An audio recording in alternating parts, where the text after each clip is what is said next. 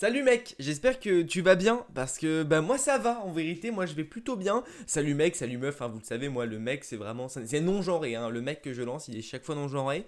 J'espère que vous allez vraiment bien les gars.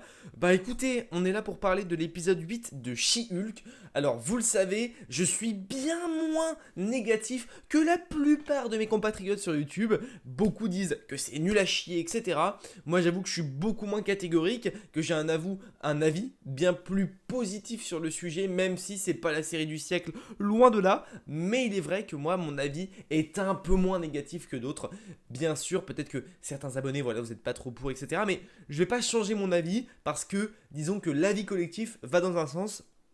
Non, parce que du coup, bah, moi j'aime bien et je vais pas me coller à à l'avis global alors que c'est pas mon avis. Je pense que c'est aussi cool qu'il y ait plusieurs avis, des avis négatifs, des avis positifs. Je vais vous dire pourquoi j'ai bien aimé, etc. Même si on va parler beaucoup de l'épisode 8 parce que c'est le principe de la vidéo finalement. Donc on va parler de cet épisode 8. Dites, pour le coup, je pense qu'il vous a plu. Peut-être pas à tout le monde parce qu'il y a des trucs qui sont un peu dérangeants. On va en parler. Mais aussi également, tu peux mettre un petit pouce bleu si jamais la vidéo bah, elle chauffe quoi, tu sais, le petit pouce bleu ça fait plaisir, l'abonnement bien sûr, on est bientôt à 8000 abonnés, on s'abonne et on active la cloche parce que jeudi prochain c'est la dernière vidéo critique de She-Hulk épisode 9, ça fait plaisir et aussi demain critique sur Werewolf by Night et ça c'est beau, donc directement générique. Bon, on va revenir déjà sur 2-3 petits éléments de la série qui, bah, simplement sont plutôt cool à revenir. On va revenir sur le fait qu'on reprend la base des débuts des épisodes où on repart sur un procès juridique, en tout cas au début de l'épisode. Ce que j'aime beaucoup forcément, c'est que moi, je vous l'ai déjà dit, mais j'adore découvrir des nouveaux personnages qui sont pas vraiment utiles. Dans l'épisode précédent, on avait découvert Percupine, l'homme porc-épic, on avait découvert le pseudo-vampire, le gladiateur, enfin non ouais c'est peut-être pas le terme mais le corrideux, je sais plus comment ça s'appelle mais le mec qui fait la corrida là, globalement Eliega ou Aliega il s'appelle. Mais du coup ben c'est trop cool parce que moi j'adore découvrir ces petits personnages un peu anecdotiques qui ne servent à rien ni pour la suite ni pour le MCU ni pour, en vrai c'est à R, c'est juste des rêves comics, des petits trucs sympas et moi je suis friand de ce genre de choses. Donc là on découvre Frogman, alors il n'est pas appelé comme ça mais techniquement c'est Frogman dans les comics, hein, c'est vraiment encore une rêve comics, c'est Frogman ou Lipman je crois qu'il s'appelle, un truc comme ça. Mais bon, techniquement c'est Frogman. Il est nul à chier. Finalement, il sert à rien. Il est éclaté au sol. Mais en vérité, il est là. Donc on le prend hein, parce que bon, on n'a pas le choix. Mais du coup, bah, c'est cool de le découvrir. En vérité, il n'a aucun intérêt. Mais bon, on s'amuse à le découvrir. Donc bah pourquoi pas en vérité. Hein, moi je dis pourquoi pas. Surtout que bah, pour le coup, son intrigue elle est un peu basée sur lui. C'est un nouveau procès juridique qui affrontera donc Jennifer Walters face à notre cher et tendre, pardon, Matt Murdock. Et ça fait plaisir. On savait pas quand il allait arriver. Beaucoup disaient, oh, on le voit pas, machin. En vérité, faut pas oublier que She-Hulk, c'est une série She-Hulk. Et pas She-Hulk et Matt Murdock. Non, c'est pas ça. La série, c'est She-Hulk. Donc on voit She-Hulk avant tout, avant de voir Matt Murdock. Donc moi, bien sûr, c'est un grand plaisir de voir Matt.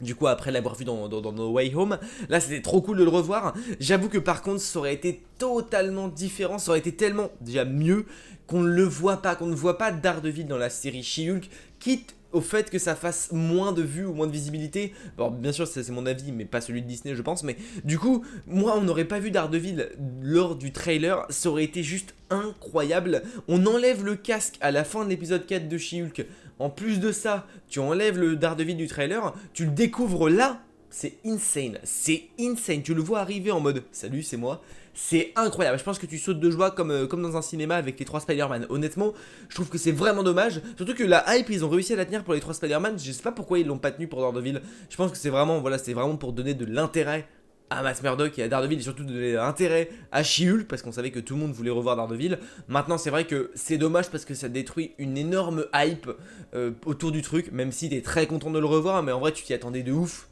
de le revoir, donc bon voilà, surtout quand tu vois que Luke il n'a pas d'avocat et qui dit ah si il arrive, et puis bon bah là t'as Matt, tu t'en doutes, hein, tu le sais, hein, au fond de toi tu te dis oh bah oui si il est là, forcément, hein, c'était évident.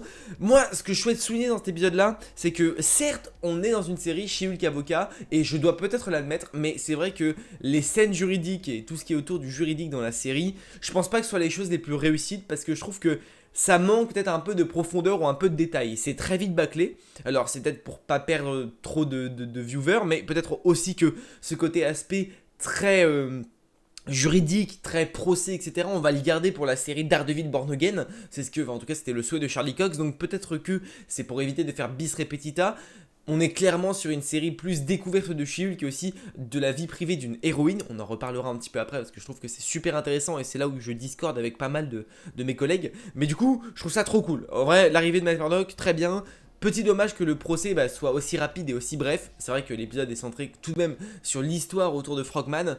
Globalement le procès, après on dépasse le statut légal et c'est là où les paroles de Matt sont géniales. On en reviendra un petit peu après, mais déjà j'aimerais parler de cet épisode là dans le sens où j'ai adoré le fait d'avoir Matt Murdock en tant qu'affrontement, c'est à dire qu'on a un affrontement She-Hulk, Jennifer Walters versus Matt Murdock et par la suite on aura un affrontement She-Hulk versus Daredevil et après ces deux affrontements on aura She-Hulk et Daredevil ensemble plutôt que affrontement. Et ça j'aime beaucoup. Alors le ensemble peut-être pas, mais le versus j'ai beaucoup aimé ce côté d'abord les humains s'affrontent et ensuite les héros s'affrontent. Et ça j'ai trouvé ça plutôt cool et plutôt bien pensé. Pour le coup c'est ce que j'aurais voulu souhaiter pour l'arrivée de Matt Murdock, c'est ce qu'on a eu. Du coup je suis très content pour le coup. Et là c'est là où je voulais en venir, c'est que ici on a les paroles de Matt qui dit tu es peut-être une avocate mais également tu es une super héroïne et tu peux faire très très correctement les deux. Et elle c'est ce qu'elle avait pas tendance à faire parce que elle voulait pas être super héroïne etc. Au final elle finit par l'accepter ce rôle de super héroïne. Et on le voit, en fait cet épisode là c'est vraiment les paroles de Matt Murdock. C'est à dire que la première partie de l'épisode c'était un épisode où on a le côté juridique, le côté avocate. Et la seconde partie de la série, c'est le côté héroïne, le côté combat, le côté vraiment super héroïne. Et ça, j'ai trouvé ça plutôt cool, qu'elle arrive à faire les deux un petit peu et que Daredevil puisse lui apporter son expérience pour l'aider aussi dans ce domaine. Et ça, c'est vraiment cool. Ensuite, chose très importante, l'affrontement entre les deux, honnêtement, j'ai beaucoup aimé. J'ai beaucoup aimé le versus Daredevil She-Hulk. Je trouve que caméraman parlant, c'était plutôt clean, c'était plutôt propre. Là où c'est vrai que moi j'ai beaucoup de mal avec les combats, généralement je trouve qu'ils sont des fois très mal filmés. Les effets des fois sont un peu foireux dans les séries. Là honnêtement pour le coup, je trouve pas que les effets étaient très foireux. Peut-être que après je suis pas un grand spécialiste de la CGI, mais je trouve que là c'était plutôt correct, c'était plutôt sympa à regarder. J'ai pris mon pied à regarder ce combat. J'étais en mode putain trop cool. Un affrontement contre deux gentils, c'est cool. C'est vrai que c'est cool. Après tout n'est pas positif.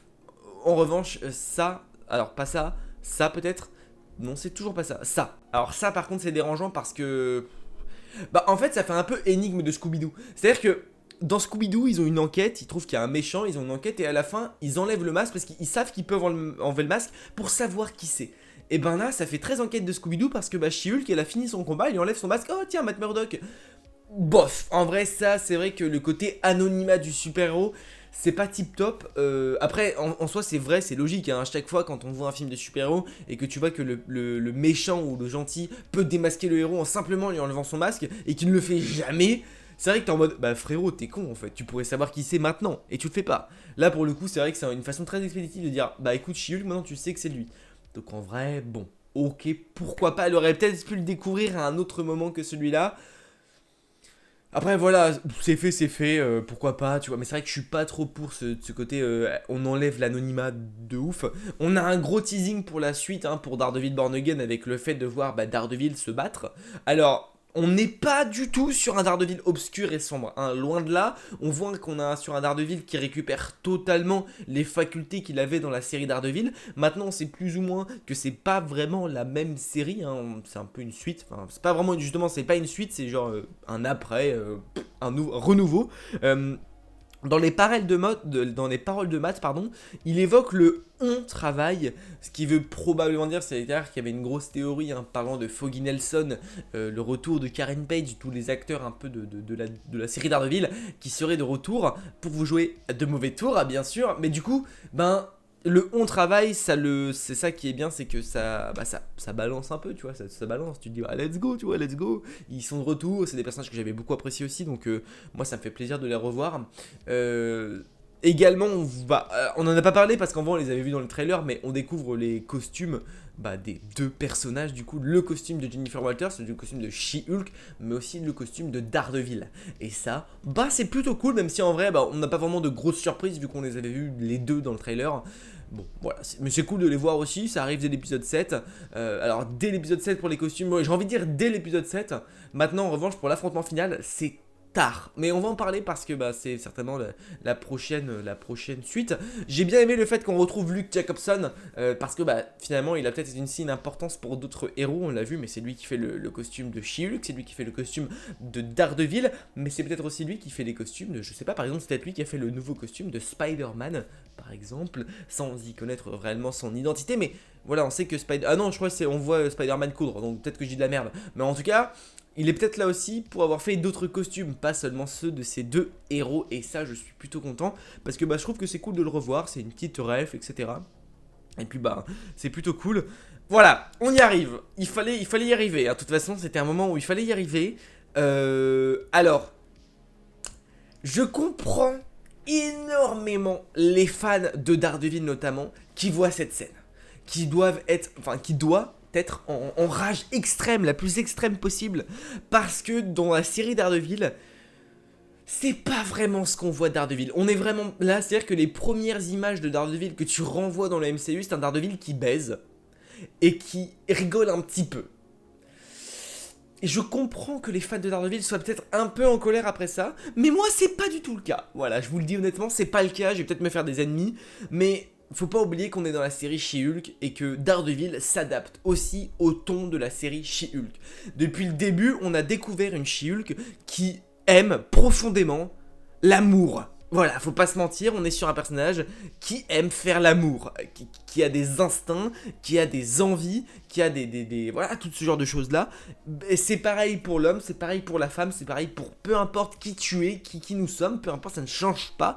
Tout le monde a des envies, sexuelle notamment pour le coup, et je trouve que c'est ça le fort de la série, et c'est beaucoup ce que les gens reprochent à la série, mais moi je trouve que c'est pas du tout un reproche en vérité, mais c'est qu'on découvre le véritable aspect derrière le super-héros. C'est-à-dire que dans tous les films, dans toutes les séries du MCU, on a toujours vu des personnages, voilà, qui se battaient pour des valeurs, qui étaient des super-héros innés, qui savaient ce qu'ils faisaient, etc.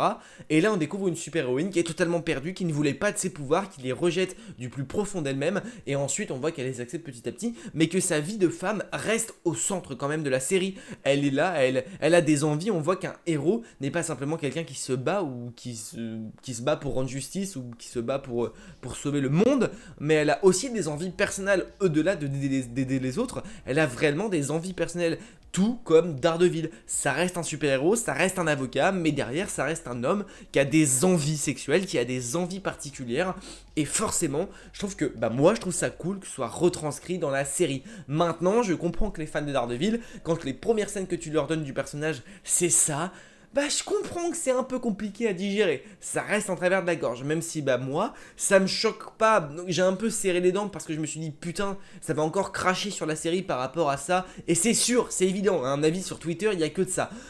Mais maintenant, je veux dire, il s'adapte au ton de la série, donc c'est normal aussi, et ça reste un homme. Peut-être que dans Daredevil Born Again, on ne développera absolument pas la vie privée et la vie sexuelle de Matt Murdock. En soi, l'un n'empêche pas l'autre, mais là on est dans une série She-Hulk qui développe ça depuis le début. On est sur un personnage qui est hyper sexualisé, hyper féminisé, comme dans les comics, donc c'est une superbe adaptation. Maintenant c'est vrai que quand tu incorpores d'autres personnages à ça, la pilule des fois délicate à faire passer. Mais moi je le répète, ça me dérange pas, et c'est pour ça que je vais un peu à l'encontre de la plupart des gens. C'est que moi la série She-Hulk, elle me dérange pas du tout. Vraiment pour le coup elle me dérange pas du tout. Mais pour parler de ce duo-là, Jennifer Walters, She-Hulk, Daredevil, en vrai j'aime beaucoup le duo. Je trouve que c'est un petit prémisse, je sais pas, une suite potentielle, ou en tout cas les deux personnages qu'on pourrait revoir par la suite. Une petite romance qui s'est instaurée, d'ailleurs j'en avais fait un short sur la romance. Bon, on sait que c'est pas... Voilà, ça plaît pas tout le monde, maintenant pourquoi pas. Là aussi également, du coup, le duo, moi j'ai beaucoup aimé. Le duo, tant dans le combat que les avocats, que la répartie de chacun, etc.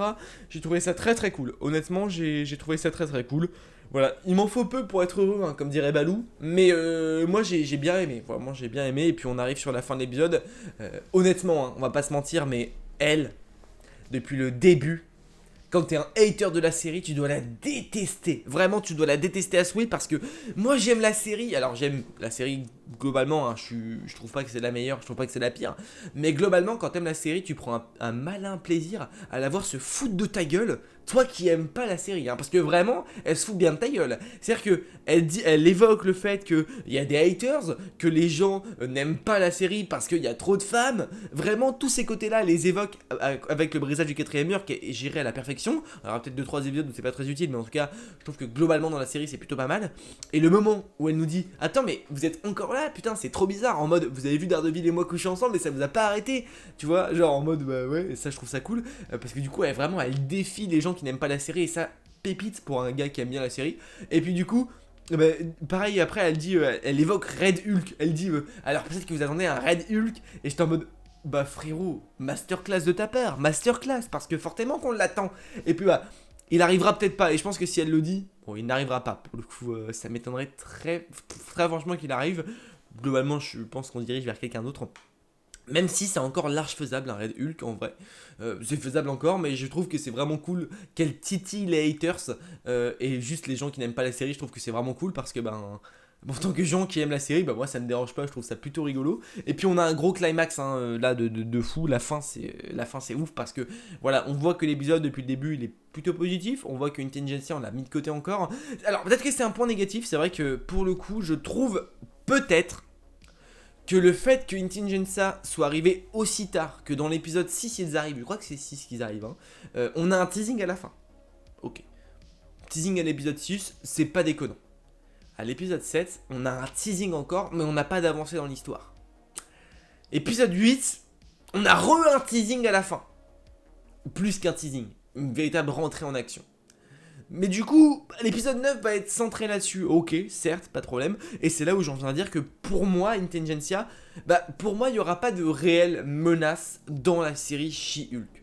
Pour moi, il n'y aura pas de réelle menace parce qu'en fait, ils arrivent peut-être trop tard pour que ce soit une réelle menace. Va y avoir une menace, va y avoir un affrontement, il va y avoir certes, mais je veux dire que la fin de la série ne sera pas la fin d'Intelligentsia. Pour moi, c'est une sorte de teasing pour la suite et notamment, eh bien, pour Captain America New World Order, parce que pour moi ce sera vraiment le leader, le méchant final, hein, le méchant qui est derrière tout ça. Alors à la voix on ne peut pas reconnaître parce que c'est une voix modifiée. En revanche aux paroles, alors par contre j'ai pas vraiment compris, c'est vrai que ça c'est un peu une entourloupe.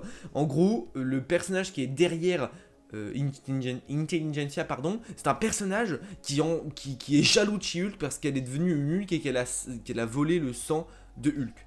Alors bon, pour le moment j'ai pas compris pourquoi il vous en voulait du coup, parce que c'est pas vraiment une raison valable. Enfin, c'est de la jalousie quoi. Maintenant, quel personnage peut être jaloux, je ne sais pas. Ça peut être un nouveau Hulk. J'avoue qu'on va découvrir par la suite, hein, qui c'est. Mais j'avoue que pour moi c'est le leader. Ce plan là, il est insane. Véritablement, il est insane ce plan là.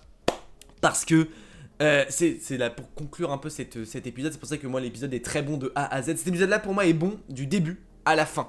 Sur tout l'ensemble, il est excellent. Tu supprimes l'épisode précédent ou l'épisode d'avant, le 6 ou le 7, ou alors tu les combines les deux pour en faire un seul. Et pour moi, cet épisode-là est excellent. T'as tout ce qu'il faut, tu l'as. La critique est très longue, hein, mais j'ai beaucoup de choses à dire, donc bah, c'est la vie.